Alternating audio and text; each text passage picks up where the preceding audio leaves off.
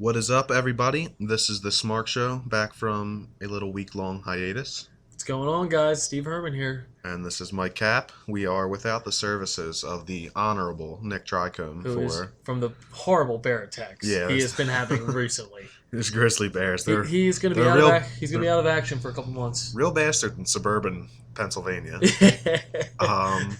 But yeah, Nick will not be with us for roughly 3 months. He might try and squeeze in an episode here or there, but he's a very busy man. Yeah, finishing out his last semester at Temple. Yeah, so we will be carrying on without him. For the time being? Very sadly. Yeah, this is episode 22 of the Smark Show. I had no idea. Yeah, I remember by heart. I would know. But yeah, why don't we get right into it? Yeah, pretty big week in wrestling, just because of what time it is of the year, with the Royal Rumble being in 4 days now since we recorded 4 days. this. Yeah. Technically 3, because it's Thursday now. Yeah. At the time. Yeah, we've been attempting to record this for about 2.5 hours now. So yeah. So it's been a long process that we're trying to get used to. If I come off as a little irritable and sarcastic, that's why. Yes. But Royal Rumble around the block. I mean, WrestleMania season about to start, so maybe that'll cheer my spirits up. Although it might just make me more miserable. I think you're going to be more miserable. Yeah. Let's go with a positive thought. But why don't we start this episode raw? Yeah. I mean, regrettably. Well, you know what? I'm gonna be honest here. Did not watch it live. Did not watch it live for the first time in a long time. That's coming from Steve Herman, who tries to watch every single episode of Raw. I just watched on YouTube and looked horrible. It's just bad. It's just gotten to the point where they clearly don't give a shit about the product they're putting out there every single night. You could say what you want. Oh, well, they're marketing to a different audience. Okay, that could be very true. However, just because you're marketing to one audience doesn't mean you completely neglect 70% of the rest of their audience. Yeah, the diehard fans. It's just ridiculous, and the same things that have been drawing them down for a while now that people have been complaining about, they just continue to do. The long promos, the 50-50 booking. 20-minute promo to start the show off with, a part-timer who, people barely don't even care about. Jericho's magic is pretty much worn off at this point. Pretty much, and that's sad to say. Yeah, it's because he is a legend in this business. It's like you almost seen Triple H show up. It's he's a legend too, but it's he's here so much. It's whatever. Yeah. So Jericho comes out. We have this long kickoff show. He's talking to Roman Reigns.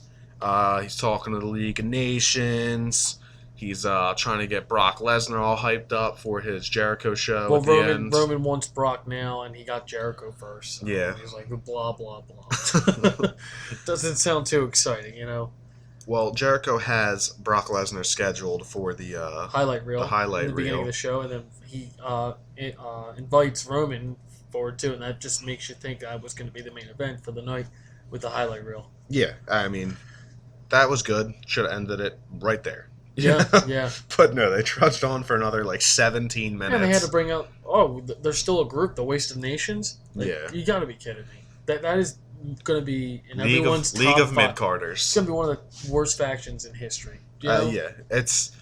Because I want them to succeed too, because they have some talent in that group. But they have at a lot of talent at the same time, I almost just want to spite hate them. Yes. You know what I mean? Yeah. Most of the hate I have for Roman Reigns anymore is just spite hate. They've soured me on him so much that I'm just gonna hate him no matter what the guy does. He could personally save my family from a burning fire, and I still have a sour taste in my mouth whenever he came around. It's just. We go on about it every single time we're on here, but you figure, after, not just us bitching, I'm sure WWE doesn't care about our little podcast bitching, but we represent a way larger demographic that are all bitching pretty much the same things that we're saying. Yes. The same stuff that you hear all the time. Well, just the boring promos, like I've said before, the 50-50 booking. And, just no excitement, no guys getting pushed right. Kalisto wins the U.S. title last week, then loses the next night of the SmackDown taping to Del Rio, and then the Wasted Nation show up then, but they don't show up the night before when he wins the title. There was a logic there, It doesn't make sense. That's and then they show up on Raw the next week all together, Lottie Ducat. Yeah, Barrett just hangs out with them sometimes, and sometimes he just just disappears. And sometimes Sheamus and Del Rio just want to team up in a tag match, you know? Tay Long style. Anyway, we get two of these douches come out from the League of Nation to, taunt. They get their own little promo time, and we get a match set up between Rusev and Reigns. So, wonder who's going to win that. With Jericho's special guest referee. Like, there's no shock value. And if he loses, it's like, oh, great. Yeah, Jericho here, like, dude, he just soured on me here a lot. He looked older. Yeah, but even he just sounded like the old guy, like living in the past, like Big Show Mark Henry Kane. Yeah, but like I don't know, like the guy who was real cool in high school came back around to try and you know what I'm saying? Yeah, it's I don't know. He just kept spewing out catchphrases and like I don't know. It seemed like he didn't want to be there. And I'm sure knowing... I think he's just there for the paycheck, honestly. I'm sure knowing, like, who Jericho has, like, rooted for, like, who he's made public that he's, like, a fan of. Like, he's a big fan of your Sami Zayns. He's a big fan... Of your Nevilles, your pretty Kevin much Owens. anyone from Canada. Like pretty much anyone that we like, kind of. Quality wrestlers is what we're trying to summarize. Yeah, quality wrestlers that can speak. Yeah, when he gets stuck in there with the League of Nations, who together can form a half-decent promo, maybe, and Roman Reigns, who... I can't even get started. Well, you know what's ironic about that? Barrett doesn't even talk. And Sheamus, Rusev, and Del Rio talk more than him. Barrett's their best talker. Yeah, Barrett's one of the best talkers in their company. And he doesn't talk. Like, where's the logic there? It doesn't make sense. It's like when he was getting over with the bad news gimmick and he just suddenly stopped saying that. Yeah. I can't explain. And then after the Roman Reigns Rusev match, it was whatever, it was a match. Yeah, I mean... But, Roman's going to win. Roman always wins. LOL. Yeah, that's I have hashtag Roman always wins. My notes right here. Hashtag RAW. Yeah. Roman always wins. It's... I said it, the second that Philly show happened and everyone popped for him. You can cheer for the throwback to the Stone Cold moment the one time it happens, but guess what, bitches? They're going Vince back. McMahon sank his teeth in that, and... all the blind Roman Reigns supporters out there who, if you don't like the guy, they're just, oh, you're a hater. You're a hater. Yeah. You just stop watching wrestling then if you don't like him. Like, you're a dumbass, first of all, if that's your opinion. You're not a true wrestling fan if you honestly can just say, oh, we'll just stop watching wrestling. That'd be like me, that'd be like someone being pissed because the Patriots lost in a playoff game, and I'm just like, oh, well, you know what? I'm not just stop watching football then. I'm done being a Patriots fan. Yeah, get the hell out of here. You're obviously mad at the moment, but you're gonna stick with it. Yeah, I'm just frustrated with like just the fact that like how much potential they have like to do things here, and they just don't like. They're forcing things that shouldn't happen. They're not utilizing people that should be utilized, and it's just sad to watch. Like you see someone like Roman, you see someone like Roman Reigns, who, they're trying to make. We said it before. They tried to make him Cena, didn't work. Tried to make him Bryan, didn't work. Now they're trying to make him Austin, and it's kind of working, but the fans are already starting to tune against him, as we saw on the show. Man. He definitely. Well, when I say he's trying to make like each of them. When they tried to make him one, I think they kept a little bit of they kept a little bit of the character that he's like sponged off of and moved on, and they're trying to blend it into this Superman, no pun intended, Superman kind of character. Jesus, and it just doesn't work for him. I was talking with some people earlier, and like why can't he just be a Batista? Like if they're like so inclined to like not make new stars and just repeat old successes. Roman Reigns, if you like mirror who he is as a wrestler, that's Batista right there. Yeah, it is. Just it really a is. Powerhouse. I mean, similar moveset and everything. Yeah. And why is that a bad thing? Like, it's not. If Roman Reigns was booked as a Batista, like he was treated in the same light. I'm not saying give him all Batista's characteristics and shit. Movesets but and stuff. Booking wise, he's a Batista. The majority of fans would be on his side, just like the majority of fans loved Batista when he was around. Majority of fans liked Reigns when he was with the Shield because he was booked like a badass. Yeah, and when you just blatantly steal from old characters, when fans like pick up on it, like you gotta call an audible. But then the people are like, oh well, he's starting to get booked better. He got booked 2 good nights after TLC and at TLC. That was it. But like, and even at that wasn't good. I mean, I'm not. I was about to say, even at that, when people say, "Oh, he was booked good," oh, so he beat 15 people up instead of 14. Now that's good booking. Yeah, like what the hell? Like he just overcomes the odds, just like Cena. Yeah, and I mean this whole like Royal Rumble build up. And we just sound bitter right now, but I mean, like, am I really supposed to view this guy as an underdog because he can't beat up 29 people by himself? Like, that's what the story they're trying to sell to us. The fact that he can't take down the, the CEO, the COO, the CEO's daughter, everything. Not to mention, 29 heels on the roster in the Royal Rumble match. Just because he can't do that, they're going to be like, oh, Roman Reigns has to overcome so many odds and blah, blah, blah, blah, blah. Like, blah, blah, blah, blah. yeah, like, get the like, okay, so, oh, damn, he didn't beat up 29 guys, but he consecutively threw out 28 people. Yep. Well, yes, he's the underdog. I should feel bad for him. I should be on his side. He actually lost a match. Not really. He's going to get screwed again somehow. When do you think he's actually going to lose a singles match? I don't see it. Like, for real. It's going to be 10 years from now. We'll be 30 years old talking about it. They won't even know it, though. When we said, and you know what's going to be funny? I will always say this on the podcast. People will start to realize once he starts being the real favorites, like Lesnar, Undertaker, Triple H. Well, we said that with John WrestleMania. Cena. I know. I'm just reiterating. Yeah. Finn Balor, AJ Styles, remember? Yeah. He's going to beat, and they're going to realize, oh my God, he's beating everyone just like Cena did. But worse, because he never loses. Yeah, he got popped beating up boring-ass Del Rio, boring-ass Rusev, and boring-ass Sheamus. And boring-ass Triple H sometimes. Yeah, like... Love you on NXT. But. Yeah, like, okay, he did that.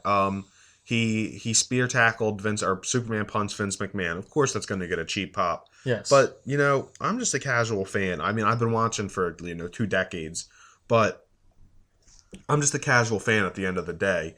And I know... way more than what Vince McMahon knows, at least with fan perception. Because he really thinks his League of Nations faction is working. Yeah, it's something from the 80s. It's ridiculous. I'm not claiming to Vince McMahon, as much shit as we talk on here, is a genius in the wrestling world. Yeah, when I say I know more than he knows, I don't mean as a whole of wrestling, but in modern today, he does not understand what fans want. No, he doesn't. It's been like that for a while now. If he was doing this, but the characters were heels. I could understand that because, if he was, intentionally making Eva Marie the way she is, hats off to you. You really pissed me off. I hate her. Yes. Same with the Bellas. Same with Roman Reigns. If his ultimate goal was to make them heels, then, my hats would be completely off to McMahon and Dunn and all these idiots. But, they've had time and time and time again where it's perfect opportunity to turn them heel and get this thing exciting again. Roman Reigns turns heel or Dean Ambrose turns on him or whatever. Instantly WWE becomes just enthralling again. Yes. What's going on? This isn't the beaten path that we had for the past decade. It's not the same old shit. But no, they just don't do it. They don't do it. And that just tells me that either he's lost connection with the fans where he doesn't know what they want, or he just plain doesn't give a shit. Yeah, I totally agree. I mean, and it's probably a combination of the two. Yeah, it really is. And because Cesaro was getting big pops just to go random, and he jobs out the Big Show like it's nothing. Damian Sandow, crowds were cheering this the guy got the lowest of jobbers. When they announced, they brought him back in with the Miz and everything. Yeah. Dude was getting cheered over Ambrose and Ziggler at their peaks at that time. Was at the Rumble, he got a mega pop. Yeah, wasn't he one of the 4 people that didn't get booed after Daniel Bryan got chucked out? Yeah, he was the one who got a huge pop when he went in, and then he got out and I remember even Big E got booed. No, it's and Sandow doesn't. And where's he? He's not even in the social outcast. Let's take a moment to step back. Yeah, there's a faction about 4 people outcasts in the WWE. Good workers supposedly who are underutilized. And Damian Sandow was excluded from that as well. Unbelievable. His tag team partner, Curtis Axel, is in it. Useless Adam Rose, who hasn't been anything good since Leo Kruger, is in it. Bo Dallas, who I love. I'm not going to say anything negative about Bo's Bo the one that still has a lot of potential. Bo Dallas is in it. And, Heath Slater, he's funny and everything. I'm not the biggest Heath Slater guy. Our friend Nick is. We know Nick. Yeah, Nick. I got plenty of friends who love Heath Slater. So, I get that. It's just like Daniel Bryan to me. I don't like him, but I know people do. So, yeah, it's whatever. But, you got someone like Sandow just wasting away. And, I mean... I guess I'm saying this right now, but I'll completely contradict myself immediately. Maybe it's a good thing because clearly the social outcasts aren't doing shit.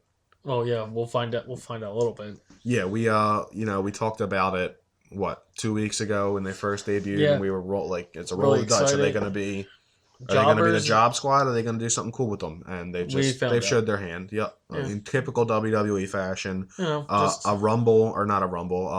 it's a one-on-one match. A match where you had to throw someone over the top rope. A battle royal, that's the word I was thinking of. One of those pops up, so of course Big Show has to be there. Yep. Every fucking battle royal in the history of the WWE since this guy has been around, as long as he's not injured. But he won the Andre the Giant Memorial Battle Royal. He comes out and punches like 15 people, and he's like, "I'm big," you know. Just remind everybody in case you forgot. I'm 7'2" and 350 No, he yells, pounds. "I'm a giant" now. Yeah, He yells, he's a giant. I'm a giant. But then it was Big Show and Heath Slater tonight. Yeah, well, that's what I'm talking about. He Jobs, kicks the shit out of Slater, kicks the shit out of the entire Axl social. Rose in Dallas, and like, what was the point of that? Yeah. Is this 1999 or something? Like, am I missing something? Yeah, and like when we call like the WWE bookers stupid, this is the perfect. Like I kind of wanted to break this down, just so like people can understand our thought process, because I realize a lot on the show that we just throw blanketed statements out like Vince McMahon's an asshole and he doesn't know how to book, and we don't explain. So let's break this one segment down. You have Big Show, who is clearly at the tail end of his career. Yes, he signed on for a couple more years. That doesn't mean he's even going to be wrestling that whole time. He could That's be just like when a his trainer contract's or something. Yeah. But even if he were to wrestle to 2018, that is far shorter than any of those guys in the social outcasts would last if they had proper booking. Those guys could all go for another 20 years if they wanted to, realistically. They could. Yeah. So you have Big Show, who's on his way out in 2 years, who has been proved, like before every single battle royal he's ever been in, he comes out and jobs people out. You're supposed to tell me that your booking decision to make Big Show look strong, which is stupid to begin with. He doesn't need to be, he'll never look strong again. You've jobbed him out to people so many times, done the same exact thing where he beats up a fan favorite and then loses to Lesnar or Kane or Undertaker, whoever the hell it is. And so on and so forth. Yeah. John Cena. Yeah, the list can just goes on and on. Let's go to the point where I will never have faith in Big Show as a legitimate threat to anybody again. That's not a jobber. And when they try to make a legitimate threat, it just pisses me off. Yeah, so that's where we go here. So we're in the WWE writers booking room, whatever the hell. Okay, we want Big Show to look strong for God knows what reason. Yeah, whatever. Let's just say, I just developed some mental illness and I'm just like, Big Show, he's great in 2016. Let's push this guy. So we get past that. Yeah. The just idiocy or horrible. I'm just getting mad thinking about it. I know. So Big Show is going to get booked to look strong. So how do we make someone look strong? Let's have him come out here and fight a new stable that has, an upstart promising little aurora to it. Let's have him knock all of them out. Yeah, let's by have himself. Bury him, pretty much. Is how I would term it. And afterwards, let's have him exclaim that I'm a giant, which, I forgot. I don't remember that. No, I think he was a giant of WCW. That's what he was called. I think. Yeah, Paul White, so. the giant. Yeah, Paul White or something. Yeah, I think so. I'm not sure. Well, anyway, that quickly reminded me that he is a threat, and I should think that he's probably going to win this Rumble. Yeah, you really should. He's got a good chance of being the new champ. Man, I can't even say it with a straight face. That right there is the reaction that this booking team. I want to say Vince, but I know it's not just solely Vince. But that's the reaction that Vince and his booking team think that fans give when they see Big Show do that. Oh, and I don't blame that the crowd was dead the whole night because they were given a really bad show. They weren't dead when they were booing Reigns. What's that? They weren't dead when they were booing Reigns. Well, I like that. So that was a good reaction. So they know a little bit. Anyway, I mean, it's just ridiculous. At this point in his career, Big Show should be jobbing or burying nobody, especially jobbers like this who still have a chance if you were to throw him a bone and do something with them. This is NXT. You'd book him to have competitive matches with people, but put him over. Yeah, guys like Cesaro and so on and so forth. But we can see the clear parallel between NXT and the main roster. Another stupid match I want to bring up: Natalya versus Brie Bella. Paige is back. Can I just one positive before we go into the negative hate speech? Yeah. Brie Bella is officially the woman's jobber now. Oh yeah. So let's high five on that. Nice. That's pretty sweet. It's about time. I hate Brie, but I hate the Bellas. They're just awful in every sense of the word. Nikki's good. She's better as a wrestler, but I mean, even look at Nikki's top. I'll give you that. Nikki is she's a good wrestler. Better. She's I'm not even gonna say good. She's an all right wrestler. Yeah, she's vastly improved from when she was around at first, and Brie has equally degressed. So we're saying Nikki's a good wrestler or whatever. What matches has she had that were good? The one with Charlotte. I was going to say, other than that. I can't. Because we were talking about this at my work before. Other than Night her, of Champions wasn't that like good. Extreme Rules kind of match with Charlotte, has she had like a standout match that is really like? No, because I don't think that. Well, she wasn't given the right wrestlers to work with because she obviously Charlotte's the better worker. Oh yeah, of course. So she's gonna do more cooler moves and see if Nikki can do it with her, which we obviously saw that top rope spot. But I mean, you had Nikki in there with Paige, quality workers put on quality matches with other women. Yeah, but it was not garbage. Shit. Garbage finishes though. AJ Lee doesn't put on shit with her. Her own sister. Remember the AJ Lee Nikki match when Nikki won the title? Brie kissed her, and that was the end of the match.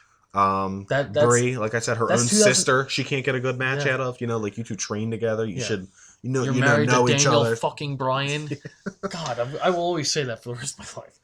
How? But yeah, I don't even know how I got started down that tangent, man. Yeah, but the Bellas suck. But Brie Bella comes out with Alicia, and then Natalya comes out from out of nowhere. Yeah, It's the match didn't mean shit because they're just promoting Total Divas. Yep. Fuck that show, by the way. 2 minutes. This match was 2 minutes. This is like 2002 Divas. At the same time, Michael Cole and all these idiots will be on here. Oh, Divas Revolution, ripe in WWE. Come in and check out our women being objectified every single night in 3-minute matches where they do nothing and look stupid, and then they go backstage and we berate them for not being draws, because that's what happens. But if you go to NXT, there are draws. That's what you got to pull an Emma. You got to just look horrible in the main roster and just get sent back to NXT. You still make the same amount of Sasha, money. start doing it. Well, she's hurt anyway, so start flipping off some fans and start making some dumb tweets. Make out with me if you want. Yeah, I'll bite the bullet. I'll take the punch. I'll take the bump. But anyway, we have Natty versus Brie, and just a stupid match that is literally only meant to promote the new season of Total Divas, which I mean, in my opinion, may have single-handedly ruined women's wrestling on the main roster. Yeah. Would you agree? Absolutely. Yeah. I mean... Well, I'm digging what Charlotte and Becky are doing right now, so I just take that aside and just pay attention. I pay attention to the girls I like Charlotte, Becky, Paige. It's a shame Paige is on that show. I don't know why she agreed to that. And, Sasha and all them. But just shit. Yeah. I think we're done talking other about than the Bellas title reign, that might be the worst thing that has happened in women's wrestling in a long time. That's the reason the Bellas came back is to be on that show, because they were asking Maria Kanellis, former WWE Diva, to working on a contract to be on that show as well. But the Bellas didn't want on it. That was a long time ago, but I don't know how I remembered that. God damn it. But anyway, at least Natty gets the win. That's the smallest of small positives to take from Paige this. Is a face again. Which, that's again more typical. I mean, they do it with guys, but it's way more obvious with girls how frequently they do it, where they're just especially fuck it, you're a face tonight. I still don't know if the Bellas are faces or heels. Some nights they come out and WWE's like, oh yeah, Brie cures cancer, and here's Nikki, she's smiling with a bunch of little girls, cheer for her. Yeah. But then they come out in the match and they'll slap their opponents when they're down and shit. I'm like, or what? Twin Magic or something. What are you doing? If you're trying to market to your smallest demographic and 17 and under, whatever the hell it is, if you're gonna do that anyway and say screw to the rest of the fans, at least be competent in that booking. Right. What is that telling this little girl who's like, oh, Nikki's my hero, WWE's putting her in all these promo packages and clearly they want me to cheer for her. But when she comes down to the ring, she cheats and is a complete scumbag. And, I just don't get it, man. I don't get it at all. I don't. You know what else I don't get? These stupid-ass matches with just people who aren't tag teams being put against tag teams. Let me guess which one. Can I guess the match? Go ahead. Dudley's Ryback versus Wyatt's? Yeah. What are the Dudleys and Ryback doing with each other? They like to eat. They're faces. I always bitch about. Sometimes I like them face matchups. Let's just grab some faces that have nothing to do with each other. Let's grab some heels that have nothing to do with each other because we're not smart enough to think of individual stories for all these people. So we'll just throw them in a clumped match together. The match he's talking about is the Wyatts versus Dudleys and Ryback. Yeah. And, it was a match. Feel bad for the Dudleys. Yeah, I don't even want to shit on the match because the match itself was, it was a standard tag team match. What it did for the Wyatts was really good. And you gotta make the Wyatts look strong, man. And I'm sad to see the Dudleys come back to the WWE and this be their return. But at the same time, they still have time. Let's see what happens with them. They're veterans, so I'd much rather them be putting the Wyatts over than the inverse. So, I'll deal with it. Yeah. But for the Wyatts, this was definitely a positive. Well, we'll talk about what happens later. Huge. Yeah, maybe, opinion, maybe the biggest moment from the Wyatt family's career. Yeah, especially Bray's. This is a nice little taste of it earlier in the night. each member of the group got a chance to shine, which I have to give booking credit. They've been doing really well with the Wyatts recently. Eric Rowan got a pin. Luke Harper's been getting pins. He got the one tonight. They're not just making Strowman and Wyatt look strong. They're making Rowan look strong. They're making Harper look even stronger. You got to, you know what? Kudos to booking for that. I will appreciate that. Yeah, if there's one good thing I would say, I would say that. Wyatt's getting, or Ryback's getting dismantled by a Wyatt. And you know what? Ryback, even though with this match, he's not, floundering. He's still being booked okay. It's not like... Yeah, he's just, not being booked as anything. He's just kind of there, Yeah, which is fine. You got to respect him for still going out there and putting in his all. He does a hell of a job, and I know people shit on him. Yeah, I really hate what people call, what do they call him, a roid botch? Yeah, he's improved so much. Yeah, it's ridiculous. Yeah, either way, okay, he was my most improved wrestler of 2015. You know who else was messed up? Edge, Bret Hart. All these guys have messed up when they were first learning. Ryback, like it or not, I know a lot of people just biasly hate people who didn't come from the indies. Ryback's a little green still. And we like a lot of indie people, but we support people that haven't been from the indies, like such guys like Baron Corbin, Ryback, and we keep going. Tyler Breeze, he's not from the indies, But yeah, Ryback's a little green, and people got to accept that. And people go, oh, you're contradicting yourself there. How come you shit on Roman Reigns for being green? Because Ryback's not being placed as the face of the fucking company. And I think he'd be a way better face than Roman Reigns. I do too. Ryback has a personality and a half. Yeah. His promo when he came back. Can talk. He improves his moveset too, which you don't see with Roman. I love Ryback doing lucha moves. It looks so funny. Oh, the top rope. Yeah. That was awesome. Looks so great. Just does the frog splash. Just monster of a human being, and if you haven't seen pictures of Ryback outside of wrestling next to actual human beings, you don't really appreciate how big he is. Beefcake. And that's the same for a lot of wrestlers. A lot of people don't realize how big Randy Orton is because he's in the ring with Kane and Triple H. Randy Orton is a 6'5". But Randy Orton's the same size as Michael Jordan essentially. I'll give a random guy R-Truth. He probably looks huge when you come meet him. So you don't expect that though. When you see someone like Ryback, with physical limitations like his going out there and giving it his all, and he's proven in the past that he has a personality unlike guys like Roman Reigns, I can't help but cheer for him. I guess, if you don't like that, you don't like it. Yeah, it's your opinion, so we can't criticize you on that. But yeah, it just, this little tangent was just meant to say hats off to him for, trying to stay afloat. Yeah. They kind of just dumped him out to sea after that IC title. Yeah. Fend for yourself if you can do something. Still being in pay-per-view matches and stuff like that. That's that's what I'm saying. They left him out. If you can do something, make a name for yourself. We'll put you back on the card somewhere, I'm sure. Yeah, absolutely. And him doing stuff like this is definitely going to do it. He might be the U.S. title picture eventually. Yeah, or the IC again. Yeah, maybe. I want to be depending on what happens with Ambrose and Owens. Yeah, so... We already kind of talked about the next segment. Well, not kind of talked about it. We went into it length with Big Show. Essentially dismantling everybody. We don't need to waste our time about that. But the best segment of the night we get to next, guys. What's the best segment? The lottery ball drawing. Oh no, I don't want to talk about this. This is 1999 all over again. They did the same thing with Austin. Let's waste another. Cringeworthy. I don't even know how long this was. I'm just gonna say 20 minutes, although that's not true. But let's just say it's 20. 15. Yeah, whatever. 15 minutes. 15 minutes of goddamn Vince McMahon and his trying to play with some balls. Manly looking daughter. I would just opening up. Yeah, I'm the only one who thinks that. Yeah. She's I don't know. There's something about it. She reminds me of just one of those real buff German women named Olga or something. Yeah, from Dodgeball. Yeah. Fran Stalinalovilovich. Yeah, the long ass name. Yeah. She was ugly as hell, dude. Yeah. I don't think Steph's that low. No, she never did it for me. Sure, yeah. But anyway, they're sitting in the ring. No, they're outside. They're in the entrance. Yeah. The entrance. They're drawing these stupid lotto balls that they're rigged. Of course they are. It's a scripted show. Nobody believes. But why couldn't they just been straight up forward, saying Roman, you are number one? So who cares? Yeah. No, let's waste 15 minutes of time where you could have had a really good match, maybe Kevin Owens and Ambrose or something. Let's give 2 minutes to Natalya, but we'll take 35 minutes. Yes. To set up a match between Roman Reigns and Rusev, which obviously Roman Reigns was going to win.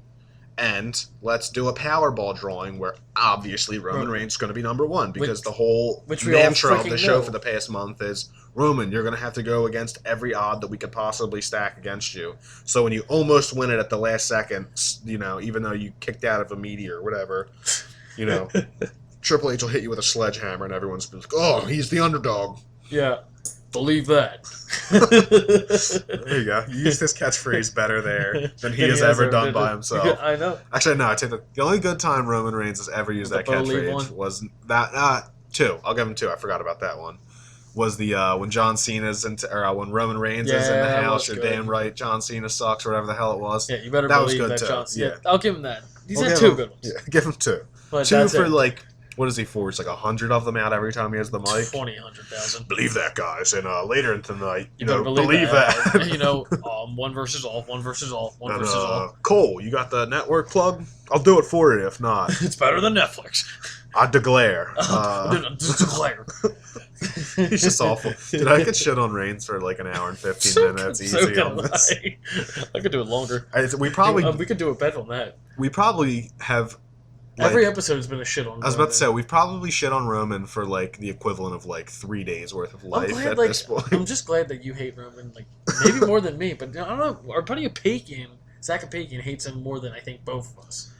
It's close. The hate is real. Yeah. The hate is real. And, that's a real goddamn shame and a real problem. And people can say, you know, and I see it on forums and shit all the time, you're white knight WWE fans, oh, just don't watch.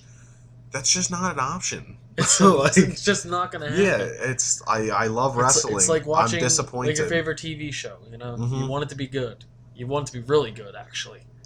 And when, you know, a large portion of your fan base feels this way and you don't do anything about it, that says a lot about your company. And you've seen the ratings decrease. Yeah, it says a lot about me not being excited for the Rumble because they've ruined it for the past, 4 years now, not including this one? What was it? Bullshit last year. Roman. Bullshit Batista, the year before. Cena. And then Del Rio, right? 11 was Del Rio. Sheamus was 12. Yeah, there 13 you go. was Cena. So, I mean, 5. I take that back. 5. Just 5 horrible The Rumbles. last best one was 2010 when Edge returned from Boston. Yeah, and Money in the Bank, or Royal Rumble was always my favorite pay-per-view, like, until recently. I'm looking forward to it so we can all watch it together. That's going to be a fun time, you know? Yeah. We've never done that live together. I'm going to have fun just getting drunk and watching the Rumble, obviously. But like, got to rumble a drinking game this year too. The wrestling fun of it isn't there. You know? Absolutely not. Just the hanging out and bullshitting fun's there. But you know, I want to also be excited for what's going to shape up for WrestleMania. And that's the way I'm like for NXT now. Yeah, I just like could go gaga over that show. But yeah, we haven't really. I mean, we have a lot more time to kind of just freely talk here with just the two of us. Yeah. What was your opinion like really on the whole Rumble? Belt being defended in the Rumble. We haven't really we mentioned it. We mentioned it, but we didn't really go real too deep into it. You know, the concept sounds amazing. Yeah. Wrong guy. That's all I can say. I mean, concept sounds amazing. Like, wow, the title's been vacant for the title, but no one's ever defended it so much. Like, I gotta give creative on that. It's creative, but in my opinion, I thought it made it more predictable on who's gonna win. Yeah. And, because with the title also being on the line immediately, that takes out, to like, me, 50%. It eliminates like guys like Owens and Wyatt, who, if they were to win the Rumble, I still don't think they were going to win at Mania, but it would have just been a treat for fans to have some new blood in Mania. It would have been a freaking awesome moment just to see them deserve that, you know? The fact that if you win the Rumble, you essentially have to carry the belt into Mania, that just eliminates so many people. When I heard that, I was like, okay, John Cena, Brock Lesnar, Roman Reigns, or Triple H win this. And John Cena got hurt. Yeah, there's no other options. Yeah. I mean, if The Rock came back, maybe if they wanted to do something with Roman and Rock. Yeah. I actually said it'd be cool to see Taker in the Rumble. I still think there's a chance he... Did you hear the rumor about Shawn Michaels? No. That Vince McMahon was trying to get Shawn Michaels to come out of retirement for the Rumble this year. Oh, that would be awesome. It's not gonna happen. No. But that would have been. Imagine the heartbreak his. Oh God, sweet chin Roman Reigns out of fucking Suplex City. Both of them. But yeah, back to Raw, I guess.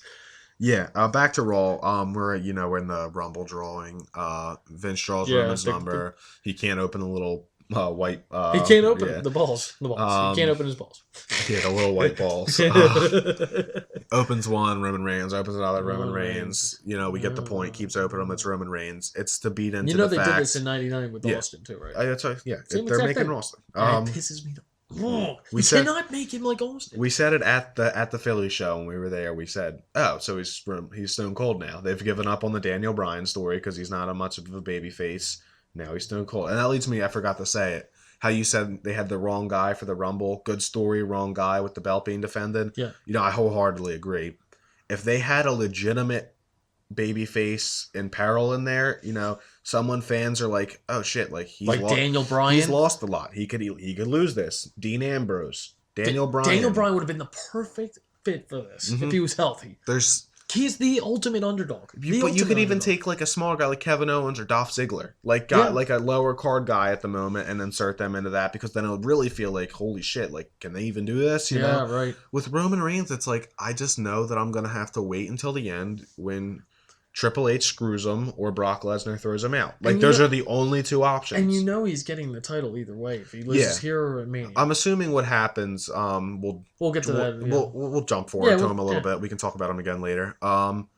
That Roman Reigns loses his belt here. Yeah.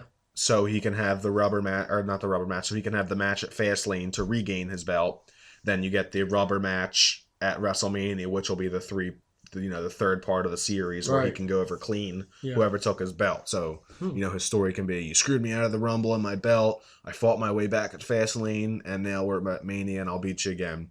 Which, a lot of people are saying Triple H, for the sole reason that Roman Reigns and Triple H wouldn't need a title to be a main event match. You could throw that title on someone else like Owens and have another huge draw.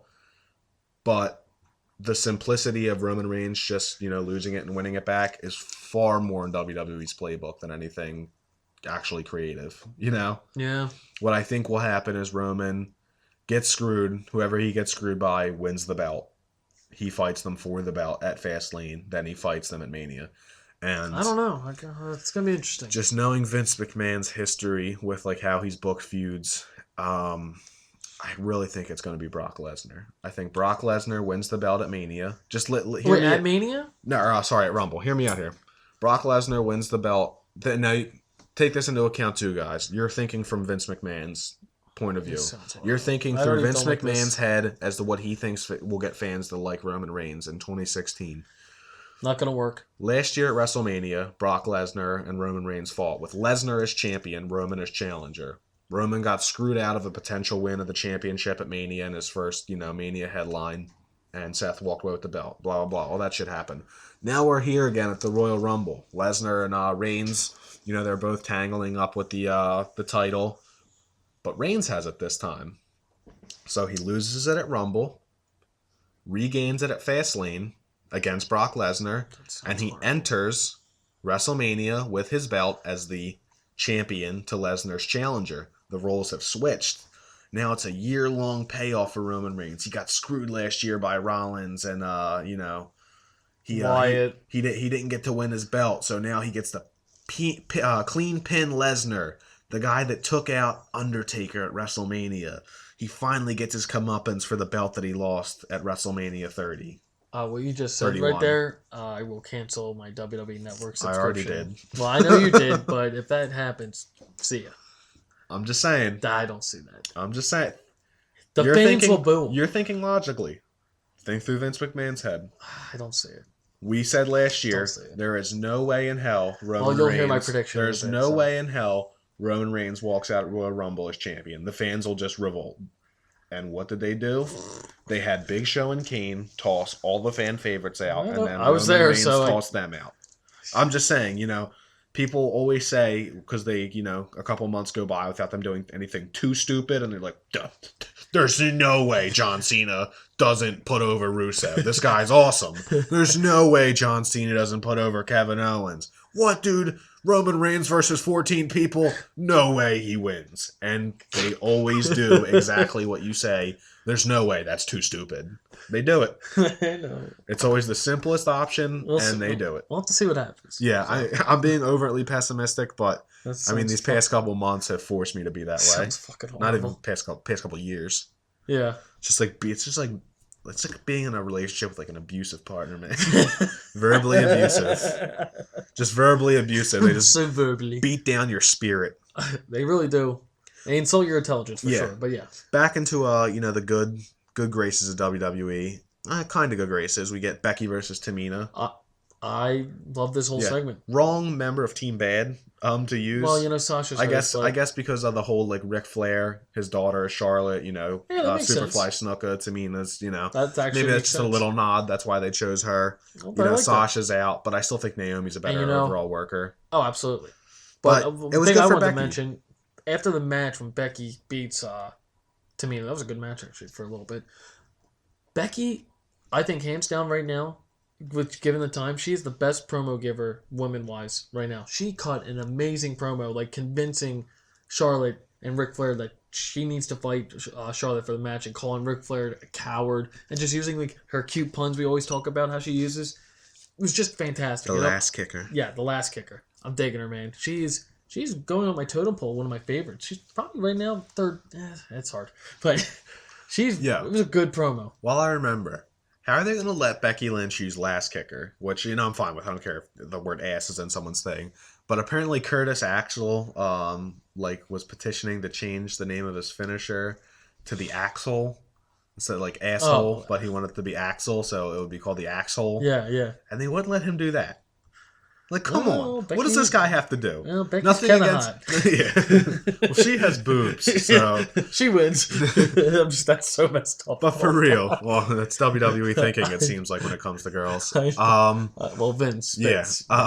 Let's reiterate. Vince. But poor Curtis Axel, dude. Yeah, I know. He has all these vignettes on Twitter, just dresses up like the goddamn the Hulkster. Yeah. Looking like a dumbass trying to get over in front of fans. And he does every single time.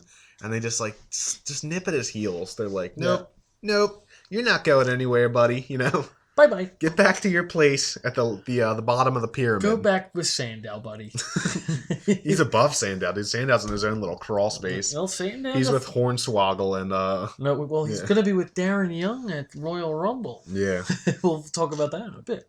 But yeah, Becky gets the win with the disarmor, and really good storyline development for the Divas. This is what we were talking about earlier when we said we kind of just look at this as separate. It's picked up. Yeah, it's the only Divas booking that has gotten like a good storyline in quite some time now. Yeah, for since the initial Divas Revolution when they were all coming onto the roster. Yes, that was really cool. Awesome. But what we have is Becky. It's not really like overtly noticeable, but it's the first crack in the stone that might be Ric Flair and his daughter Charlotte that separates them. What I took this as is, well, we should probably explain what happened first. Sorry. Becky wins and she tries to challenge Charlotte for the title. Charlotte says, get in line. You're not the number one contender. A lot of people want this belt. And Becky turns to Rick and she says, you're going to let that tarnish your legacy. Like, you're not going to defend your belt. You look like a coward, yada, yada. And he puts his daughter's belt on the line. Yeah. He accepts the challenge for Charlotte. That could be pretty cool going forward, storyline wise. Well, especially if she loses that belt. Well, yeah, but Becky, I don't think. We'll see what happens. But Becky Lynch just reminds me of a main roster Bayley right now. I think if they just do a nice slow build, I think it could really work. Yeah, don't give her the belt yet. Let her get screwed over by the Flairs. Yeah, have her wait a long time. And then the fans are really liking her. She's getting chance. How can you not, dude? Oh man, she's It's funny because when she came up, a lot of people were like, "Oh, who's this bet?" Like, she kind of feels like she just kind of tag teamed along with Charlotte. That should have been Paige's spot, but dude, she's awesome. Yeah, she is awesome. As a pure wrestler, she might be the best of the four horsewomen. Performer, Sasha's definitely the best. Yes. But as a pure wrestler, she's very good. She might be one of the best women in the company. One of the best women the company's ever had. Yeah, they're really fortunate to have her. I'm a big Natalia fan. Just as a pure wrestler. Oh my god. Damn, that'd be good. God. Yeah, why couldn't they have had Natalia in Tamina's spot? She comes back and takes a loss, whatever. I like to see that in a pay-per-view match, honestly. And you have the Natalia. If they did do the Tamina connection because of her father with Charlotte and Rick, they could have still done something with Natalia. She's got a famous uncle, famous father. Dude, but I know Becky Lynch is a great base right now, but she'd be a great freaking heel too. Mm-hmm. Because if you saw her in NXT, she's a good heel too. But she reminds me. I don't know, almost of I don't want to just make a stupid comparison because there's so much different about them, but very small, minute characteristics remind me of Dean Ambrose with her. How she's just kind of the wild one of the group. Dean Ambrose definitely plays way more up on the unhinged, the lunatic fringe. But, you know, she comes out with those wonky goggles and she dresses all weird. Got She the has smoke an coming out. accent. She has bright orange hair. Even like the way she wrestles is just different for everyone else. She seems like the oddball of the group. Yeah. And those make the best faces.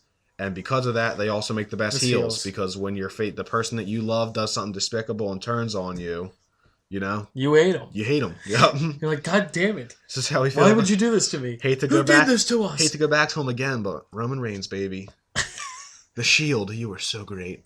So great. It was like the good watching days. A beautiful little flower just sprout from the earth. And, you know, we saw its first little leaves come when it's power bombing people through tables at Survivor Series. It's you know, taking on the Wyatt family. It's taking on Evolution. It's just like, oh, this is so great. And then it happened. Then the flower just starts shitting all over you. And then he talked about the leaves. Stalks The leaves fall off. How did we get back to one this? of the leaves get in? One of the leaves gets injured. The stem goes on to carry the IC title. The putrid flower just shines above all else. Pretty much does. Bathing everything in a stink. God damn. So yeah, we went from divas to hating on Roman Reigns again. I didn't do it that time. Yeah, what can I say? I can't blame you. So next, just like Eva Marie. So Eva Marie, you suck. Next, we get a good part of the Shield and Dean Ambrose, and he teams up with random face Kalisto. Which I'm digging, but it doesn't matter anymore.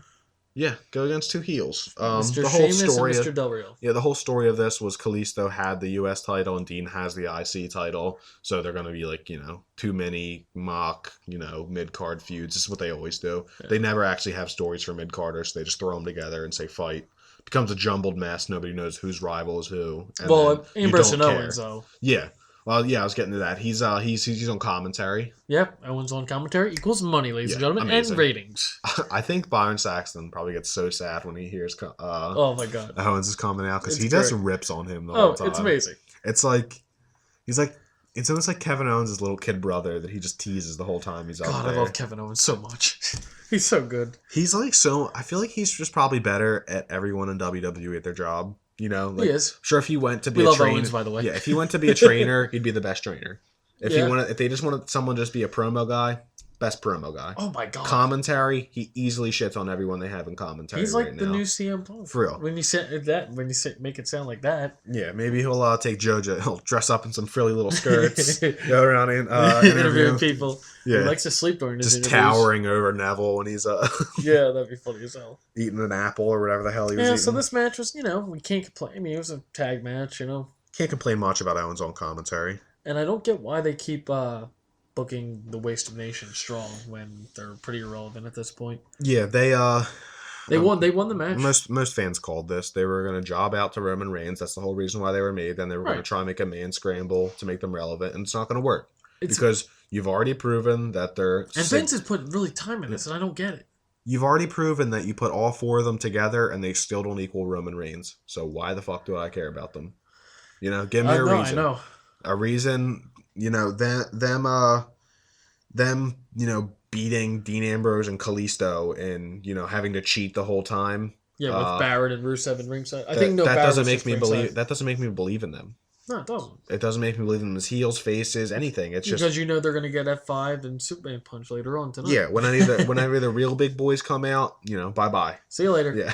And it's sad to say because they beat up Dean Ambrose and Kalisto, who are two guys that I would love to see compete with the big boys. I like Kalisto, man. The way he was getting generally pushed with the fans, and the fans have been rooting for him. Because he's awesome. That's what happens when you go out there and put on quality wrestling. And when he won that U.S. title, bigger pop than Reigns. When he won the title. Hands down. Dude, remember the pop when he went through that goddamn ladder at TLC? Oh my god. The fans Dude, that's Toledo del Sol. I went to get pizza, so... Yeah, that was like the one slammy that was deserved. Yeah. That was ridiculous. It was very deserved. But and R-Truth's, Seth Rollins, too. With cashing in money. But, I'll remember that moment for the rest of my life. Yeah, Kalisto. Seth, I miss you too. Sorry. Kalisto, there's a perfect example of a natural face. That's the kind of person you want running your company. Now, I'm not saying Kalisto because I'm sure he has a lot of drawbacks that like WWE wouldn't want running their company.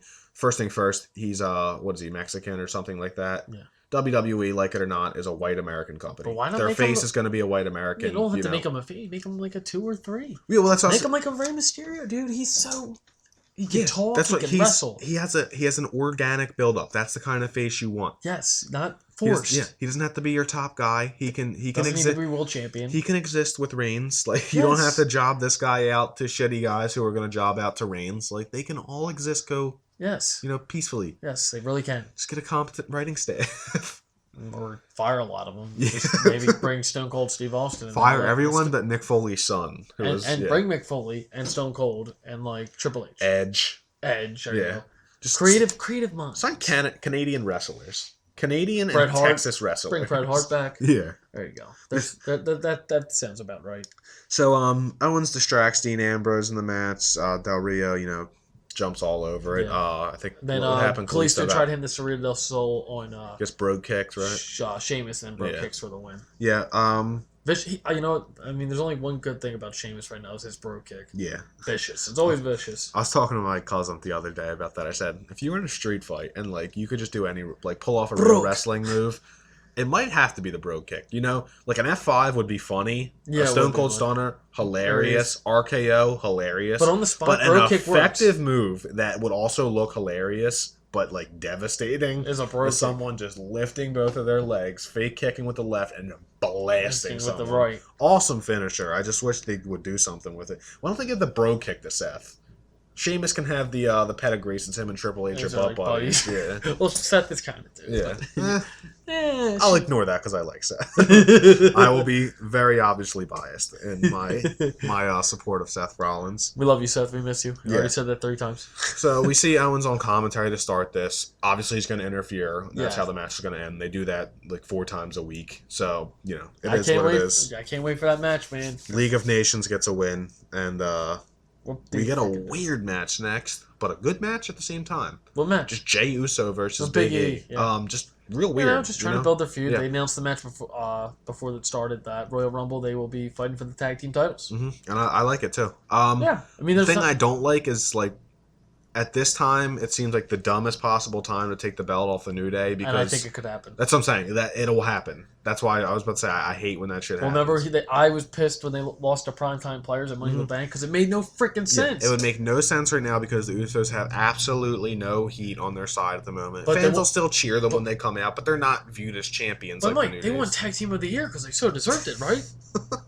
No. Okay. That was like 50 times worse than Reigns winning Superstar of the Year last year. Ooh, I don't know about that. At least Reigns had like big notable moments in the year. Like, what the hell did the Usos do last year? That like, well, the one was on SmackDown. The one was chilling. Jesus Christ, man! Like, what is happening with this company, man?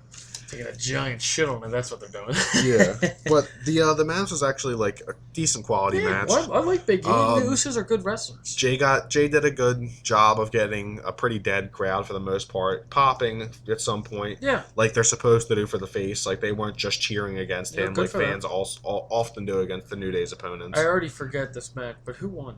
Was it Big E? Yeah, it was the distraction finish, and he hit the big ending. Yeah, well, they were actually distraction finish right after a distraction finish. By the way, serious New Day because they lost Francesca. Yeah, trombone. This was all the funeral. They had a little backstage segment. This was all to honor the trombone. Like Jericho ruined, asshole. But distraction finish after distraction finish, you gotta love it. Yeah, gotta love it. We love you, New Day. Another one. I feel like they have like 4 moves in their arsenal anymore. The booking team, like, all right, we got to book for this pay per view. We can have someone on commentary who will distract in the end. We can have a manager who will distract in the end. Someone can come out mid-match and distract someone in the end. Or someone can, like, get distracted and then lose in the end. It's all they do, man. It's so bad. Distract. And finally, we get to our main event segment. Guys, 1 hour into the podcast and we are finally at the main event. Sorry for all the rambling. Hey, we deserve it. We haven't been on for like 2 weeks. So. But yeah, you're getting your fix. Jericho, the highlight reel, and Paul Heyman. Sounds pretty cool to start. Well, Heyman, does an excellent job selling the pay-per-view, telling that everyone's going to Suplex City from Brock. I'm actually excited to see Brock in the Rumble, honestly. Yeah, that will be really cool. The only time he was in it was in 03. The only thing I'm afraid of is like he's just gonna clear the ring and it's just gonna be boring for like 3 minutes while he just stands there by himself. Because when Brock comes in, like he's tossing out like 4 people. It'd be amazing. Lesnar just doing his like stunt. Heyman comes out and just cuts a pipe bomb. He doesn't even enter the Rumble. Yeah. He just starts talking shit. Yeah, that'd be Just great. starts blasting CM Punk. Yeah, so back to the segment. Jericho's saying, like, well, what if I eliminate Lesnar? Then, I think I could do it. I mean, you're saying Lesnar's going to eliminate everybody. And then Jericho's trying to sound like a credible champion. You're not credible anymore, dude. Yeah, especially with you being released, like that you were going to be in the Rumble beforehand. If they would have just had Jericho come out, it would have been so much cooler than him being here for this. Yeah, it would have been a little better. Just like, while we're on the topic of the Rumble, we can postpone the final of Raw real quick. AJ Styles, another one that they just botched with that. We don't know. Yeah, yet. it's been reported by the dirt sheets, which are generally right when they report things like this. It's back and It's forth. said, You know? the ones that I've read have said he will be making his debut at the Royal Rumble. Now, does that mean in the Royal Rumble? And I think this is bad though. Like, does that mean in the Royal Rumble, or does it mean he's going to show up? I mean, why the hell would he just show up? He has there's nothing maybe for him starts to a do feud there. with somebody? Unless maybe Baylor or someone comes out in the or the maybe Royal he Rumble. interfeuds like Owens Ambrose match or something. Yeah, I mean, there's a lot they could do, but I think it just would have been tenfold better, just as I was saying with Like Jericho. the Del Rio secret. But I think that's what their plan things was, just and then think- it got leaked. things just counting down, 26 coming But I up, think and AJ Styles. But people are still. He throws Roman Reigns out right when he gets in. It's still going to be awesome when he comes. Though. It's Reigns and Lesnar Wait, hold on. brawling. Don't get AJ us Styles comes in, clotheslines both of them out of the ring. style clashes and out of fucking nowhere. But And then Vince McMahon comes down and kicks Styles out. Big Show enters 30th with no competition. all right, see you later. No, I'm just kidding. No, but in all seriousness, like, I'm still freaking excited as hell to see this man in the WWE ring. Long overdue. Holy fucking shit. Nakamura too is going to be Nakamura, really fun. Doc Gallows, and freaking Carl Anderson, I'm huge fans of as well from the Bullet Club. Figures when I just start watching New Japan, they take all the way people. down. But JR comes over and they're like, see ya. peace. No, but Styles, I just think it's going to be epic. I don't know if he's going to debut the Rumble. I still think it's going to be a cool surprise, no matter what. In my opinion. Yeah, I mean, no one knows who's coming out when. So when his music hits, obviously people are going to pop. Oh, I'm going to pop. But I just, and I mean, But I agree with you. I heard what you said too. They could have just not planned for this to get released. Yeah. And they just had the Audible since then. But I'm just going to work under the assumption that I they still have their think shit he's. under control. Do you still think he's in it? I Yes. still think he's in it too. In the Rumble? Yes. Styles? the Yeah, match. I think he's in in it too. Yeah. What number though? That's interesting. I just don't see any reason for him to just come out the Rumble, really, and not be in the match. Like, why Well, not be just have him retarded. in the match? I mean, I know, like you said, he could come out and interfere with Ambrose and one of those guys. Or like Del Rio or something. I mean, yeah, he could do that. It could be cool. But it wouldn't I be just as big don't of an trust this impact. writing staff enough to, right after the Rumble, after he attacks them, Well, they obviously gonna have he's some- on the back burner. They obviously have something for him because they signed him to a blowaway offer that he's never seen before. They gotta have something.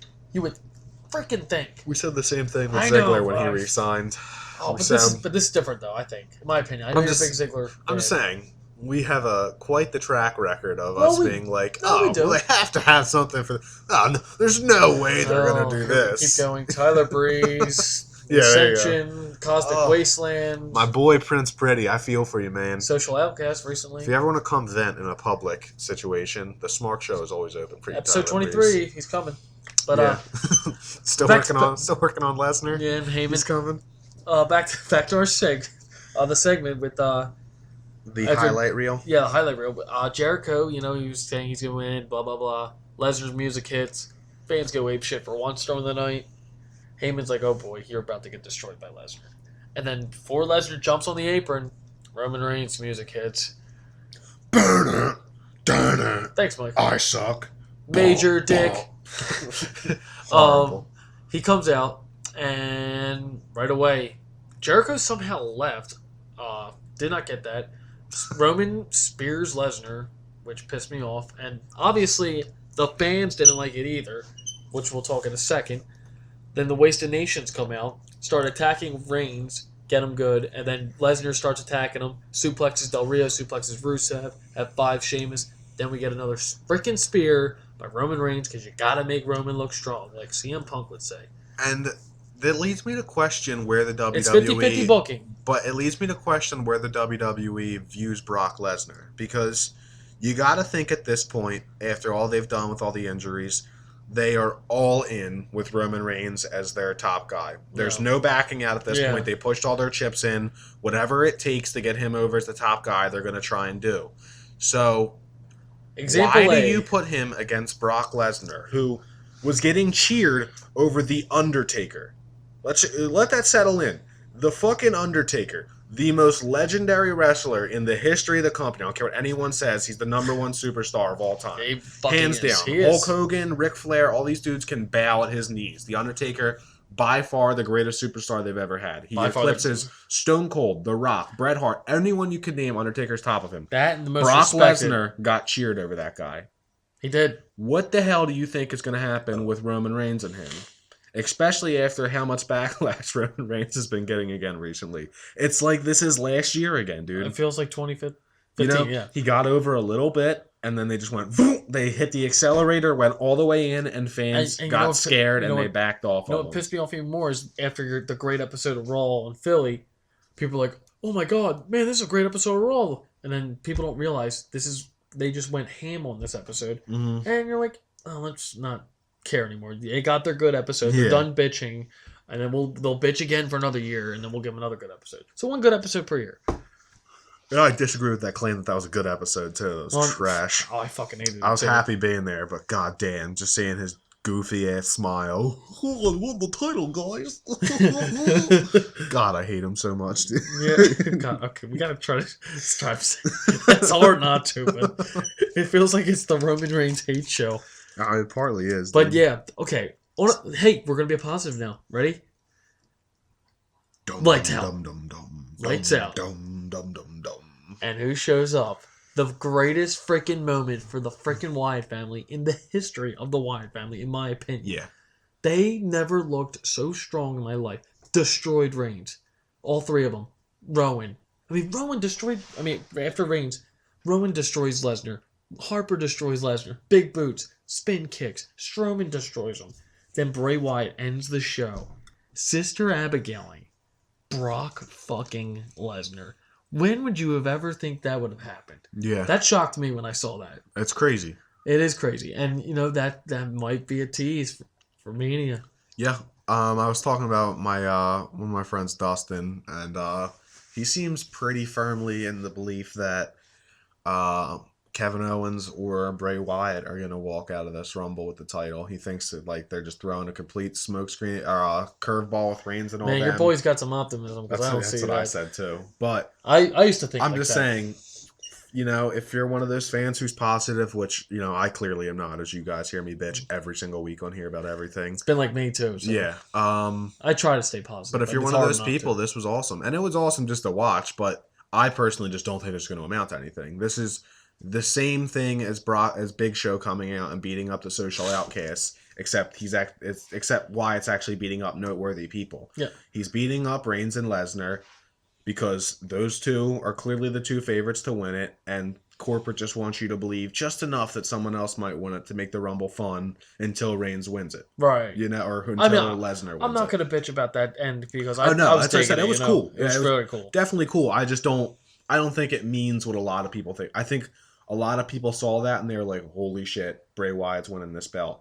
I don't see that. Oh, I don't see that. This is, typical Bray Wyatt booking. He loses a feud. Well, what's going to happen. Goes away for a little bit, then he comes back and destroys somebody and then loses to them. Well, what's going to happen. Big Show and Kane are just going to pick him up and throw him out again. All four of the Wyatts are going to get in, and Roman Reigns is going to extend his arms and just spear all four of them in a suicide dive. Super Reigns power. He'll go under the middle rope though, so he doesn't get counted out. He'll suicide dive spear four of them out. How do we all? It was like 30 seconds from our last Roman Reigns rant until that. And we're back to it. Just on a side note, we have this Royal Rumble drinking game, and if Roman Reigns wins the Royal Rumble, we are all taking 2 shots of Fireball. Don't care, because we gotta forget it. But on the positive note, that was the end of Raw. On a positive note, that was the end of Raw. It's like some 3-hour torture that you have to sit there. It's a fucking chore at this point. Every week it's all right, let's go to the rack. I need to be stretched. Just to reiterate, that was the go-home show for the Royal Rumble. I don't know what the rating was. Question for you. Okay. Was this a more garbage go-home show than WrestleMania of last year's, where Roman Reigns and Brock Lesnar posed very clearly not fighting for this belt? Mania was They're worse. both just flexing their muscles, they're both just flexing their muscles and holding the belt. Like neither of them were pulling on it. Are you talking about just ending segment or just show overall? Just overall. Oh, Mania was worse. Yeah. Yeah. Yeah, I guess. This one had some good moments. I'll have to watch that show again, go on the network or something, and maybe give my better opinion. But yeah, I mean, I just don't remember anything standing out from that one. You know, this one you have Becky and Charlotte moving forward. You have Big E getting a win in a singles competition, which is always cool to see. And then the Wyatts looking strong. Yeah, so which is great. I'll agree with you on that one. This was definitely better than Mania. That was terrible. Yeah. Not to get down another long tangent of what sucks. No more. Some real cool news though. Now that we're out of Raw. Oh wait, one thing Austin, I would say. Go ahead. Congratulations to Sting making the Hall of Fame. We never got to talk about that. Pretty sweet. Yeah, congrats, Sting. That's He's awesome. Obviously the big headliner name for this year, which is awesome. You know, that leads some questions because a lot of people thought Taker might go in this year. And I don't think he is. He's not this year. Since Sting is on the card, they're not going to waste Taker's name as like a main event for a retirement. Yeah, because you don't have that many big names. Yeah, you could, but with Sting going in here, he's obviously the headliner. Does that mean the Freebirds don't go in Texas this year? Oh, I think they get into. You think so? Absolutely. They better, man. Well, they usually get like 2 or 3 big names. The reason I'm asking last year's Hall of Fame. The reason I'm asking this is because Sting is clearly going to be the headliner. Absolutely. It's Sting, you know? It's in Dallas. But, like, everyone just thought it's in Dallas, the goddamn Freebirds, you know? Michael Hayes is still alive. Guaranteed. Give them the goddamn thing, you know? They're all still alive. Guaranteed they're still alive. Yeah. Give the Freebirds in. Give Sting in. Vader. Remove the Bushwhackers. Remove Trump. Could Owen Hart make it? He better. I think this could be the year, dude. He better. And Christian better, too. Because you got your big headliner. There's your second headliner who's not around anymore. They got to finally put him because the DVD's coming out. I would hope maybe the wife agrees. Yeah, there's he deserves it so much. There's a whole much. slew of guys. Like I said, Christian is I was Give it a couple complaining years about. He's Christian. one that has to be in there. I really think him going to TNA soured Vince on Christian. I think that hurts him. Yeah, but he's still got a nice push. Oh yeah, definitely. But yeah, congrats, Sting. Probably going to get inducted by Ric Flair. A lot of cool guys in the Hall of Fame. Much deserved. Good to see Sting joining them. Absolutely. And back to the cool news that I was talking about before we went into that. Austin Aries. Austin is bleeping now Aries. in the WWE. Well, NXT. But WWE nonetheless. Yeah, there's rumors he's going to Pittsburgh for the pre-medicals test for WWE, which was Daniel Bryan was supposed to be rumored, but is not happening. He's just appearing there. Aries is going to get tested there, and he's hopefully going to pass his physical and join NXT in the next month. Were we saying it on the podcast last week, or was it talking to somebody else? Where I remember, it wasn't last week. It was maybe a little bit longer ago, where I said the only 2 big singles guys they really don't have. I mean, they've had Kurt, they've had Jeff. I don't count those guys. Right. They don't have Austin Aries, and they don't have Jay Lethal. I said those are the 2 like true big guys they don't have now that they got AJ Styles and Nakamura and all those guys. Yeah. Now Austin Aries is here. Yeah, it's crazy. It's like every time it's crazy time right now. It's like, oh, they got El Generico. It's like, oh, that'd be awesome if they got Steen and Finn Balor, Prince Devitt, Kenta, and all these guys come. It's like, oh, damn, man. Now they need to get the rest of the Bullet Club. They're all here. It's like, oh, you know, it's last holdouts. It's bringing Austin Aries. So Jay Lethal, baby. Oh wait, Samoa Joe. Yeah, Pac. For how do we go over Samoa Joe? Apollo Crews, United Nation. Rich Swann, Beef Biscuit. They didn't do much with Sami Callihan. Yeah. But whatever. Yeah. There's hits and misses. You know, that's what happens to Chris Hero too. That he was a miss too. But yeah, real excited to see Austin Aries in NXT. Yeah, that's gonna be really cool. A lot of people probably don't. He's definitely not as big as Styles and those guys, but I think name wise, but he is a phenomenal wrestler. If I'm booking, he could be a top talent. But if he gets main roster, he's definitely a mid card for sure. Yeah, in my opinion. That's scary though. The WWE mid card is like, you want to go spend the night in Michael Myers' house and see what happens? You know, yeah. Like you're rolling the dice. Well, I think with you might come out of there as a hero, or yeah. I'm thinking with all this talent that's coming, they're gonna have to do a draft soon. They have to split the brands. Yeah, I mean, maybe with the help of the USA Network on Thursday. We've read through the list before, but there's more people coming now. There is honestly, and I could stretch it for a little bit. But there's like 30 guys on the roster right now That could who win the could title. easily be a world champion. I couldn't. I mean, and disagree. I could. I'm not gonna. We'll have to talk about it another time. I'm not gonna How many- drone your ears off with me just listing names here, but like just a few: Cesaro, Kevin Owens, Dean Ambrose, Roman Reigns, Seth Rollins, Sami Austin Zayn. Aries, Sami Zayn, Finn Balor, Samoa Joe. Like So on that's and just so right off the forth. top of my head. Yeah. There's so Apollo many Crews. guys with proper booking that this company could do a lot with. So I'm definitely pro brand split because that probably means splitting the writers and finding out who's worth their shit and who ain't. There you go. And Couldn't agree anymore with that. I've got one more kind of good news before we head out here. Kind of good news for some of you. CM Punk has signed, well, not officially, but he like released the information himself, so it's pretty much official that he is signing on to the UFC for an 8-fight deal, which shocked a lot of people. A lot of people thought he was going to do 2 or 3 fights, especially because of his age. Because surprised. he came in and said he doesn't know how to strike. I mean, yeah, good luck in the MMA with that. And we saw how that treated Ronda Rousey when she stepped with a real striker. He's gonna make a lot of money though. Yeah, a shitload of money. Yeah, he's gonna make a lot. But yeah, he said, I think I'm gonna disappoint a lot of people in my first fight because I'm gonna win. And I hate CM Punk, but I couldn't help but smirk at something like that. Like that's the cocky little shithead that I liked when he was in WWE. I love Punk. Yeah, so I know you're a big fan of him. Big fan. But I will definitely be in the camp, just hoping he swallows his teeth during this fight. Come back to WWE, please. Yeah, Please. yeah. Please. Just, don't be a bitch this time. Bring AJ back with you too. Yeah. And maybe main event of WrestleMania. I just kind of now realized, ever since AJ left, wrestling has been on just complete down spiral.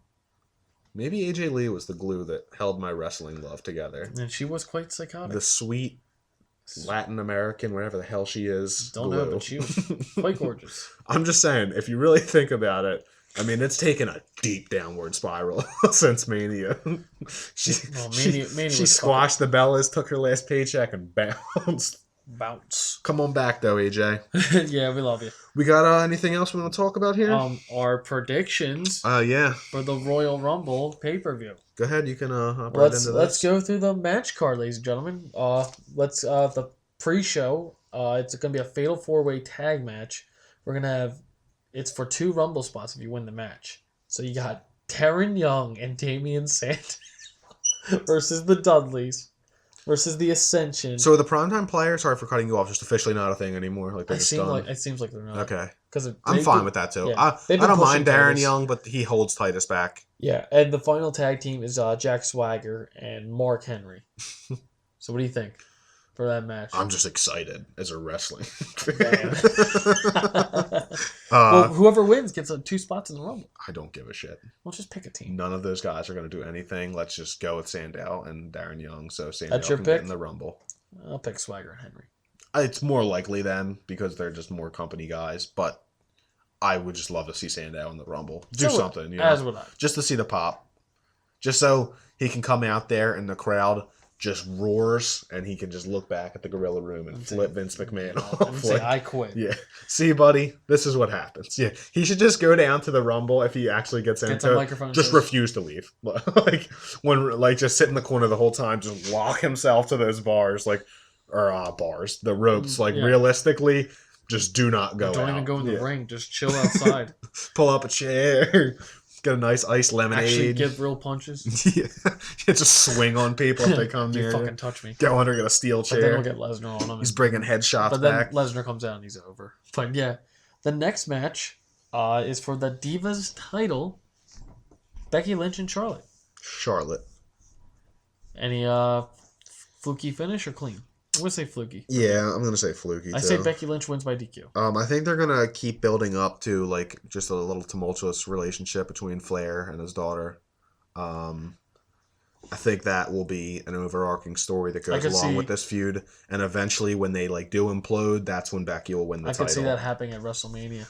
I think Becky will be, the fuse that sets off, the separation of those two. Yeah. So I think Charlotte keeps it for now, though. I say Becky Lynch wins by DQ. Yeah, like you were saying before, she's similar to a female Bailey, where you want a slow burn for her. Exactly. The next match is for the tag team titles. I said a female Bailey, by the way. I just caught that. Oh yeah, shit. I love you, Bailey. I do not think you are a man. Bailey. Jesus. I've never heard those words. For the tag team titles, we have the Usos versus the New Day. What do you think here, Mike? Kills me, but the Usos are walking away with those belts. I'm gonna have to go with New Day because I'm just gonna pick New Day. Yeah, I want to pick New Day, but this Sucks just that we seems don't like Snick's picks right it just now. seems like the typical bonehead like time where WWE's like, oh, what's the titles for no reason. What would we get from a Snick's pick from Usos and New Day? Probably something with Orlando Magic or something. Sixers just beat the Magic. Yes, they did by 9 points. God damn it. Next match, this is going to be a waste match, but it'll be good. U.S. title match, Kalisto versus Alberto Del Rio. I am just going to go with what I hope, and Kalisto walks out with it. And Because he'll at least be entertaining with it. I'll be negative Nancy, it's Del Rio. Okay. I just don't see it. Yeah. They're not going to give it back to him. I thought when he just won the title, now thinking about it, it's just a ratings pop, you know? I think it might have just been a ploy to see how people react to it, though. Same thing with Ambrose. But yeah, but it's not as big a belt though. But it was like WCW booking though, you know, when they I don't agree with them giving it back to him. I don't agree with how they went with it, but I'm just saying their thought process. I feel like they said, "Let's put it on them, see what happens." You know, people were really approving of it. I think they were. They could see more potential in Del Rio not tied to the belt, where they can just have him go and do feuds with the League of Nations, and Kalisto can go take the belt onto, you know, different heights. He's not going to have John Cena's open challenge because he's not a John Cena household name. But, like, can you imagine some of the different kind of matches he can put on? Absolutely. Put him in a match with, like, you know, his partner, Sin Cara, when he comes back. I'm sure they'll eventually do it if he gets the belt. Yeah. But then you could put him in there with someone like Big E or Big Show or Kane. Cesaro. Or Seth Rollins. Just all these different body types that he could fight. Dean Could be real Ambrose. cool. I would like to see him as U.S. champ for a long time. Yeah, I would too. And now, maybe one of the match I've been this could be a match of the year, Kenny, in my opinion. The last man standing match for the IC title. Dean Ambrose, the champion, versus Kevin Owens. Kill, Steam, kill. Yeah, this is hard to This pick. is gonna be freaking good, dude. So no, This could be. I don't want either one of these guys to win, just because I don't want them stuck on the mid card. Yo, they're gonna get a shitload of time. People are gonna hate on me for. Oh, well, the IC is where Shawn Michaels made his the Intercontinental title in the '80s. Completely different belt than it is today. I'm going to disagree. I totally agree with that. I think both of those guys could help bring it back to relevancy. They're going to bring this to... But it just it's not anything against Owens or Ambrose. It's my problem with booking and writing. And if you're not fighting for the belt, or your name isn't Roman Reigns or John Cena, you do not get a competent story 99% of the time. So that's why I just say I don't want them fighting for this belt, because to me, it's a clear demotion. It means that you're going to get less of a story for each of your feuds, and then when fans stop caring about your feuds because there's no story, it blows up and whoever's face it is the wrestler. When it's clearly not their fault. Like, what the hell am I supposed to do when I have a 4-minute match and no story to go along with it? Yeah. So... That's true.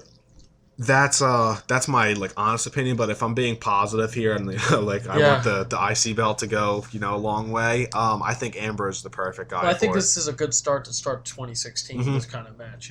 The match itself, and, they're gonna, any negatives I just said, the match itself will be phenomenal. And this match is going to be treated like a world title match because we got the main event is the world title this year for the Rumble. It's gonna be given time 20. I would expect 20-25 minutes in my opinion. Yeah, and I'm expecting time. This is probably the face that gets the loudest reaction and the heel that gets the loudest reaction on the roster going against each other. Absolutely, that is active right now. I mean, I was about to say you could argue Lesnar and Taker, but I wouldn't consider them active participants on the roster fully. Yeah. But of guys who are there each week, Ambrose consistently gets louder pops than even a Ziggler or.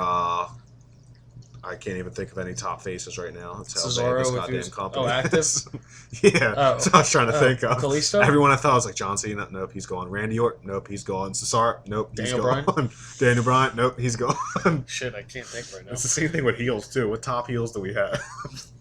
Kevin Owens? He's not even a top heel. He's fighting for a mid-card belt. You got Sheamus and Triple H, baby. Bray Wyatt. Yeah, maybe they're moving him up there. Who knows? But let's get to the main I'm just event. gonna say Ambrose. Ambrose Yeah. wins that.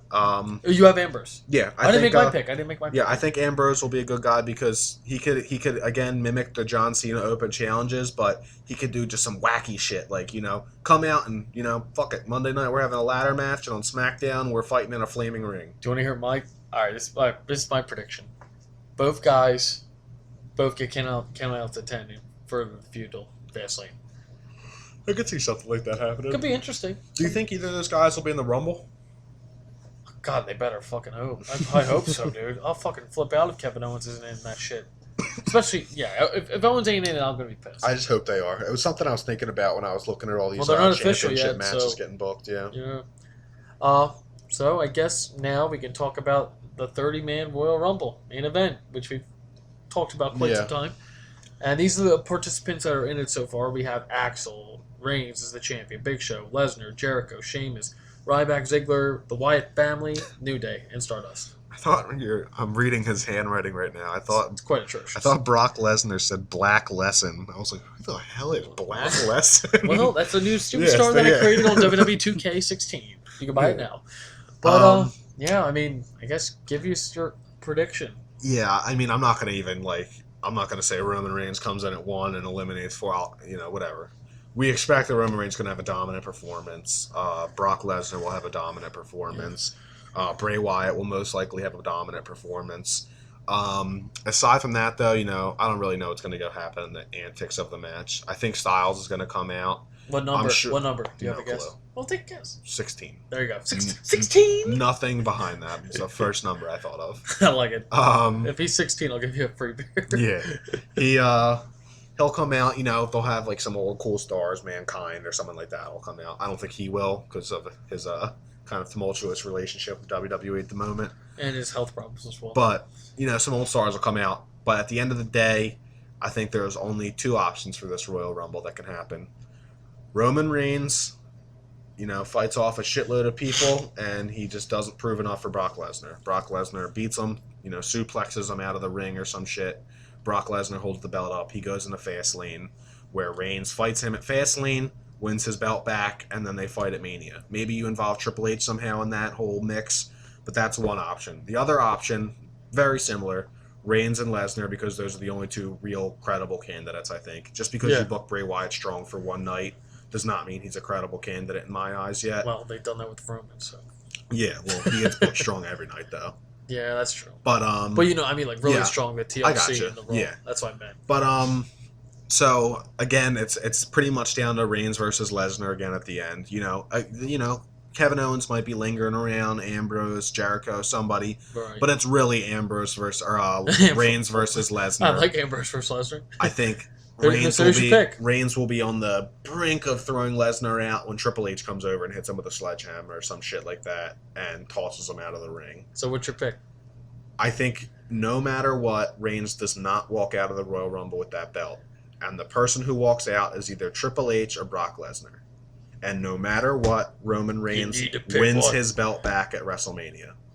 That's what I'll give you. No pick? No pick. It's one of those 2. One of those 2. Roman Reigns will not... This is my pick. Roman Reigns will not win. What if he does and Triple H or Lesnar will. What if he does win? Then I'm wrong.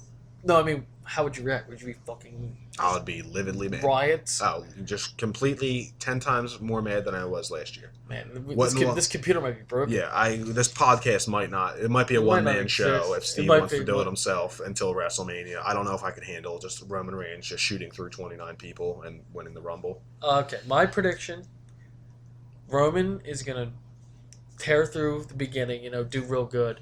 Yeah, and send out some gold dust and shit for him. Yes. My guess for number 2, Curtis Axel. Get rid of him right away. Cut a stupid promo, whatever. So he battles his way through in the beginning, and then Lesnar comes out, and he starts getting tired, and there becomes more credible competitors like Strowman, Sheamus, yada yada. And I think at the end of the day, the final 4 will be it'll be Lesnar, Reigns, and Wyatt. That's 3 people. And Owens. And I'm not done yet. And Owens. Okay. If he's in it. So Reigns eliminates Owens. And then number 30 hits. Vince McMahon's music hits. Everyone's like, what? And Vince McMahon's out there to introduce someone. That is, sir, is Mr. Triple H. And then Bray Wyatt, Brock's distracted. Bray Wyatt eliminates him, screws him over, and then Set up Bray Wyatt versus Lesnar. Okay. Lesnar comes back in, suplexes him out. It's down to Triple H and Reigns is tired as hell, and Triple H wins. There you go. Yeah. And I don't know how they book it through then, because you can't have. I don't think you can do Triple H and Reigns at Fastlane.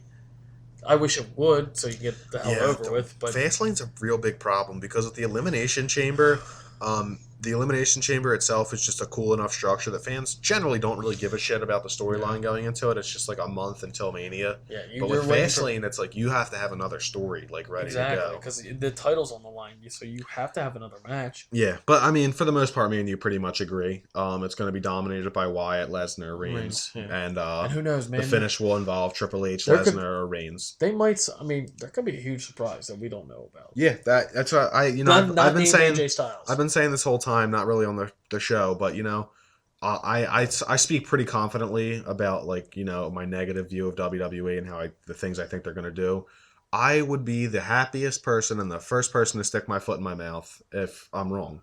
So I want nothing more than to be wrong here. I want to be so wrong I have to come on here the next episode and just talk about it. Well, what an idiot I am because and how Bray happy Wyatt you are. walked out and destroyed everybody and he won the. I would love for that to happen. But, watching WWE for 20 years, not going to happen.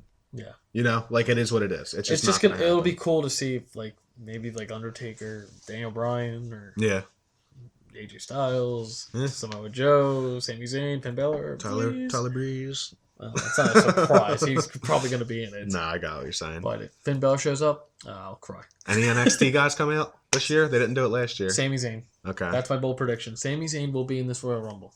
Yeah, I think I'm gonna have to say that I'm gonna have to steal your prediction there too. I really feel like it's time for him to come up. This would be the best way. If they have someone else for Undertaker, maybe they finally do Owens and Zayn. Who knows? Maybe Owens wins last man standing match. Who knows? We know. Let's leave them on that cliffhanger though. Yes. We're almost at an hour and a half here, so let's wrap this thing up. Yeah, let's wrap it up. This was a great episode. Pretty long one. But we were trying to get as much time in as we could because we missed a week and a half because we're all busy, and figuring out how we could do this still. And, as we said, Nick won't be on here for a little bit, so it'll just be a two-man show. Yeah. It sucks that we lost Nick for a while, but the, good news from that is we're only working around two people's schedules now. Yeah, so we're going to have more consistent videos. They're going to be uploads the same week, but not the same time, but we would hope the same day. We've lost Nick's moderator services, so he was the one who always put together these MP3 files and all the music and stuff, so... We're going to attempt to do that, man, Steve. It's not going to be pretty. Yeah, it might be a little funky, but you'll get the gist of it. Yeah. So anyway, this has been the Smark Show. Episode number 22. Yeah. You can, follow us on Twitter. Steve, what's our Twitter there? You can follow me at StephenHerman10 if you just want to follow me, talk wrestling. And you can follow us on the Smark Show, mainly me. Yeah, Steve's the one who generally posts on it. I do live tweetings for Raw. I will do my best for Rumble. I probably will not because I'm probably going to be drinking a lot and I'll say some dumb shit on there. So we'll see what happens. Yeah. I'll do so a little bit. But yeah, that should be good. I love tweeting. Our Twitter followers have gone up since we started, so it's great. Yeah, you can, he's not here, but, still follow. Yeah, follow it's Snick. At Snick on Twitter as well. And look like us on Tumblr. Yeah, our Tumblr, thesmarkshow.tumblr.com. Also Facebook. We've got a Facebook page. Yes. I think we have a Google Plus page too. I don't even remember. We probably do. Can't even tell you. Follow it all, guys. We want as many followers as we can get. Just like the WWE Network. And it's free.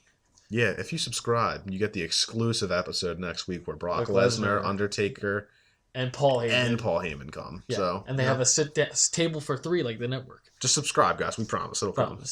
And with that, we bid you adieu. And have a good Royal Rumble weekend, guys. We know we probably won't. But lots of beer. See ya.